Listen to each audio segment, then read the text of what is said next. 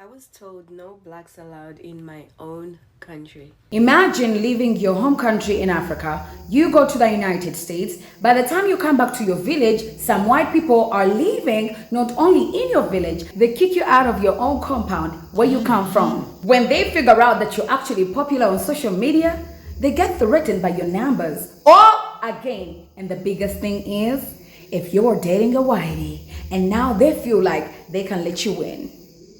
This is so annoying, but watch her story. Let's talk about it. If you follow us on Facebook or YouTube, you've probably seen the video where I shared about my childhood home. I grew up in, born and raised. I literally remember running. And because I like to keep a positive attitude and outlook on things, I wasn't gonna share, but I think it's also important because it's part of the story. I value the importance of people's privacy, especially when you have a camera. I always asked before I turned on my camera if people were comfortable in being in my video. Let me tell you, these guys did not even give us the chance to ask. They just sent their guard and said, no black people here. As much as it pinched, there's something healing about seeing that place. Every trip I've gone to Zambia, I always go there. As I had mentioned in the video, that is the last house where we live with my mom, and that's where her funeral was. So with tears in my eyes leaving there, I made it a point to go and find who the owner was. I should probably mention that the guard had let us in without realizing who we were, so we were already in the yard. When the lady who was saying the guard to tell us no blacks allowed before we got out of the car, she made it seem like I was a criminal when I was approaching her. What we call flats in Zambia, here in the States they're called like a townhome community. Before we could leave, the other women, the other housewives in the other homes had come out. At this point, we were being watched like thieves, so we left immediately. And then I went to the owner's shop. He has a shop in town. It's actually named after the town. And I explained to him, I said, look, I don't live here, and every trip I've made here, even with my kids and my husband, knowing Gabe's skin color, maybe that's why they let us before. So I told him we've never had a problem just having a look around. We're not asking to go in or anything. You guys, I wasn't even finished asking him, and he says, of course. When I went back to my country and I went to see where my dad grew up, I went and had a look at the place. So please come through at 5:30. So 5:30 comes and there's a new guard on shift. And the new guard tells us the same thing. No blacks allowed. Proceeds to say, you got my other friend in trouble. At this point, both my brothers are like, we're putting these guys' jobs at risk. Let's just leave. So right when we start to back up, the owner's wife comes out, hostile. Why do you coming here? What do you want? What do you need? What can we do for you?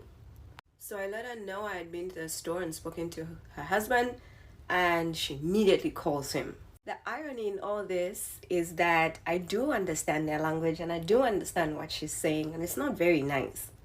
On the phone call, her husband tells her to let us in, and she does. Tell me why when they hear about our social media following, the attitude completely changes. It's like, excuse me, where was this sweet, kind, gentle spirit a couple of minutes ago when we first got here? That is when that video you guys saw came to be. You'd think it had been like that the entire time, huh? It wasn't. And that is the story of how some communities feel like, and it's so different here in America, right? It's very different because it's a melting pot. But some communities in Africa feel like every African person is beneath them, and that is not fair, and it needs to change.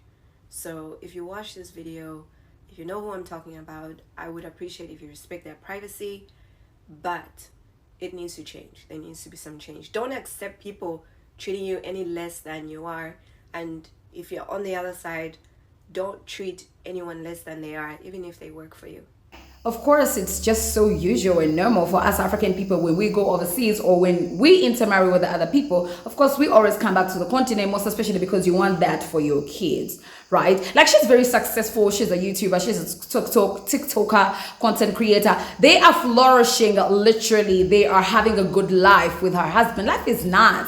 I love that for her. Y'all don't be out in the comment section telling me, but she with the whitey. That's a she with the whitey. Being with the whitey does not mean that she should get bad treatment.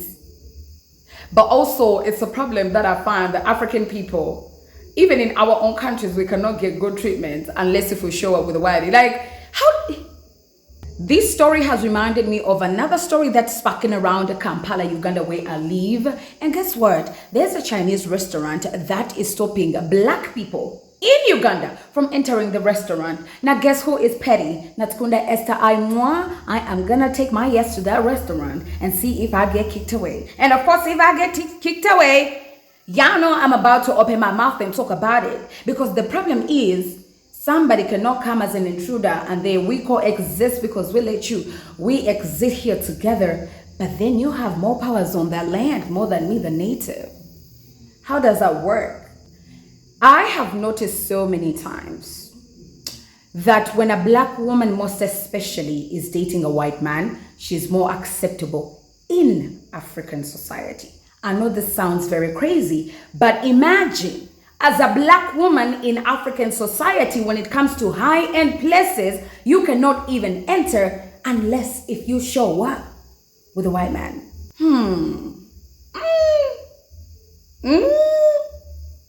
Guys, have you heard stories like this? I know when I see things on the internet, I'm like, nah, that is so far away. Like literally, that could never happen in my country. No, that could never happen literally close to me. Zambia is literally just 3 countries away from me. Yeah? What the heck? And just to see her story and find out it's happening in my country, I'm alert. I'm awake now. I feel like I've been sleeping. It's time to wake up. Wake the spirits up. Because y'all tell me in the comment section, have you ever had such an incident happen in your country? Like how? Y'all tell me what you think in the comment section, because this is just beyond me. Imagine you go to your village. Hi, oh my God. I've been in the States, my kids. Oh my God, I brought them here. Yeah, my parents, my grandparents used to be here. Do you mind if I take them around? Who are you? Oh yeah, I'm the descendant and not even descendant. Literally, she's the grandkid. I'm the grandkid of who you bought the land. Oh, okay. Get your ass out of my yard, black woman. What? Moment white man puts his head out of the car. Hi, baby. Oh, hello, sir. Are you with her? Yes, ma'am. How can I help you after seeing the white man? Oh, yeah. Oh, really? Oh my God, that's so beautiful, amazing. Welcome. Take a tour. Oh my God. Woo. So what do you do? Well, and my wife, oh shit. She's like, oh, she's a big YouTuber. Yes, welcome. In your own village, in your own land, on your own land. This story just saddened my heart, and I was like, so white people are taking over, hey? White people are actually taking over, slowly by slowly. Like white people are taking over to an extent that you can't even go to the yard where you used to play in your own country. Wow, this is so alarming, guys.